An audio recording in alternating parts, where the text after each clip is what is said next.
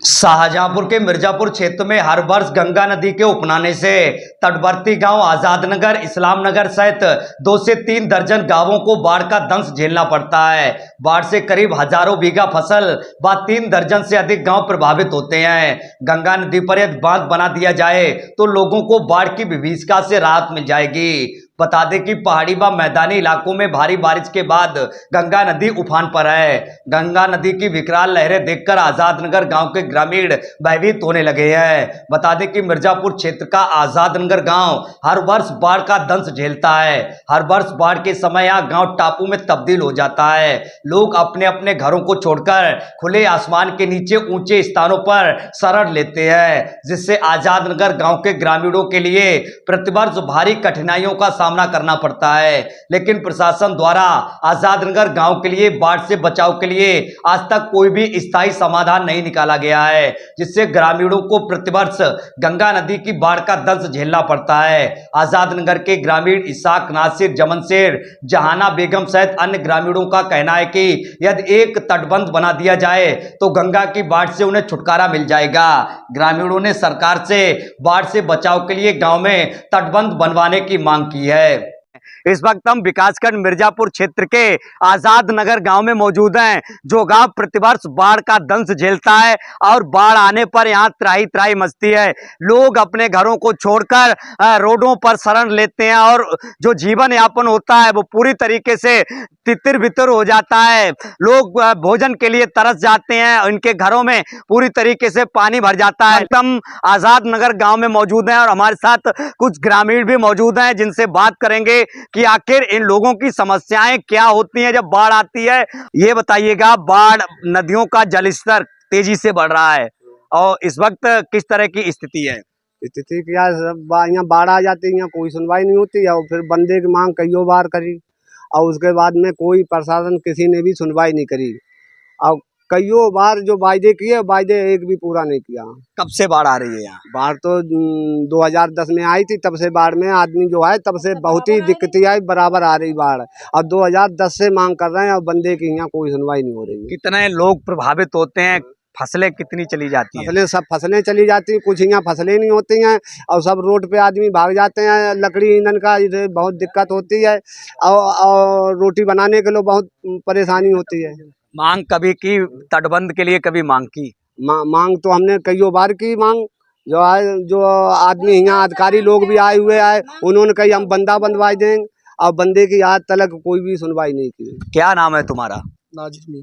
नाजिर, ये बताइएगा कि जब बाढ़, अभी इस वक्त बाढ़ के हालात बढ़ रहे हैं, अभी तक बाढ़ की स्थिति नहीं है, लेकिन अधिकारियों से कभी आपने कोई मांग की? मांग की थी, सन 2010 से 24 चल रही है, उससे मांग करते चले आ रहे हैं। जब भी अधिकारी लोग आते हैं तो ये कह देते हैं सर हमें बंदा चाहिए। हमारा आज़ाद नगर का जो बंदा है, इस्लाम नगर से इस्लाम और बांसखेड़ा मोड़ तक का है, ये बंदा हमारा बन जाए, हमारी कुछ राहत मिल जाएगी।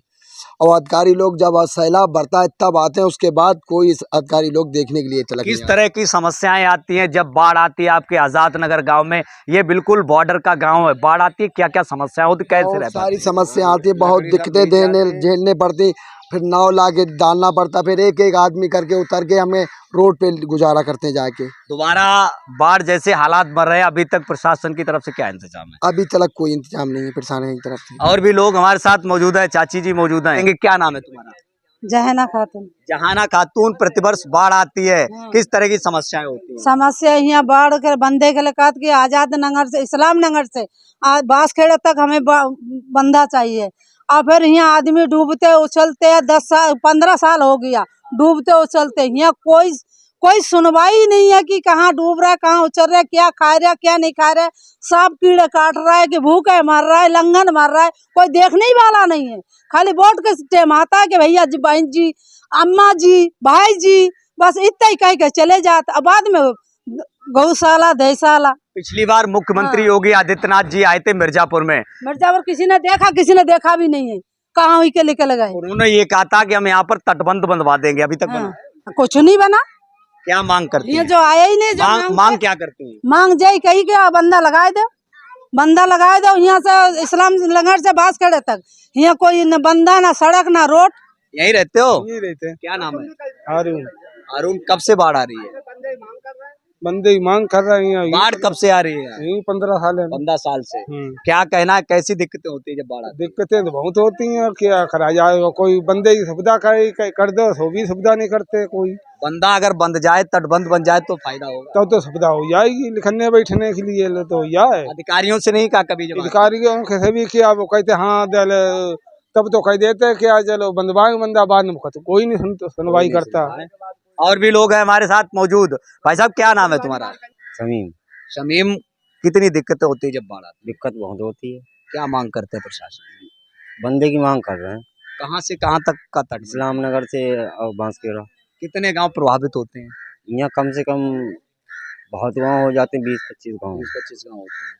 आप देख सकते हैं लोगों का साफ तौर पर ये कहना है कि यदि यहाँ पर आजाद नगर गांव में अगर गंगा नदी किनारे तटबंध के लिए बना दिया जाए तो फिर लगभग दर्जनों गांवों को उस बाढ़ के दंश से राहत मिलेगी। कहीं ना कहीं हजारों बीघा जो फसलें हैं वो भी नष्ट होने से बचेंगी। लोगों के लिए बड़ी कठिनाइयों का बाढ़ आने पर सामना करना पड़ रहा है। इस वक्त गंगा नदी की लहरें उग्र हो रही हैं और संभावना है कि यहाँ पर आगे ये संभावना है कि बाढ़ भी आ सकती है। तो फिर इन्हें दंश उसी तरह का झेलना पड़ेगा जो ये लोग 15 सालों से झेलते आ रहे हैं। तो कहीं ना कहीं लोगों का पूरी तरीके से ये मांग है कि यहाँ पर तटबंध बना दिया जाए जिससे इन लोगों के लिए राहत मिले, पूरी तरीके से बाढ़ से छुटकारा मिले। तो कहीं ना कहीं लोगों की प्रशासन से तटबंध बनाने की मांग की है। शाहजहांपुर से दिनेश पाल सिंह, सासी इंडिया 18 न्यूज।